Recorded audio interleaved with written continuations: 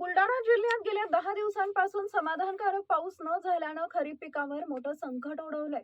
सुरुवातीला झालेल्या पावसानंतर शेतकऱ्यांनी सोयाबीन, तूर आणि इतर खरीप पिकांची पेरणी केली, मात्र त्यानंतर पावसानं अचानक दडी मारल्यानं शेतातील ओलावा झपाट्यानं कमी झालाय. विशेषतः हलक्या जमिनीतील सोयाबीन व तुरीची पिकं आता सुकण्यास सुरुवात झाली असून अनेक ठिकाणी पानं पिवळी पडतायत. वेळेत पाऊस न झाल्यास उत्पादनावर मोठा परिणाम होण्याची शक्यता शेतकरी व्यक्त करतायत. वाढते तापमान आणि कोरडे वातावरण यामुळे शेतकऱ्यांची चिंता दिवसेंदिवस वाढतीये.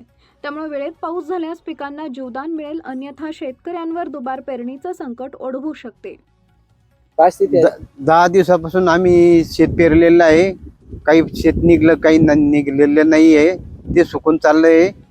तरी पाऊस लवकर आल्यास सरकारने याची दखल घ्यावी व भरपाई करून द्यावी. त्या पिकाची स्थिती कशी आहे? पीक सुकून राहिलं आहे. पावसाची प्रतीक्षा आहे. पावसाचा अजून काही अंदाज दिसून नाही राहिला.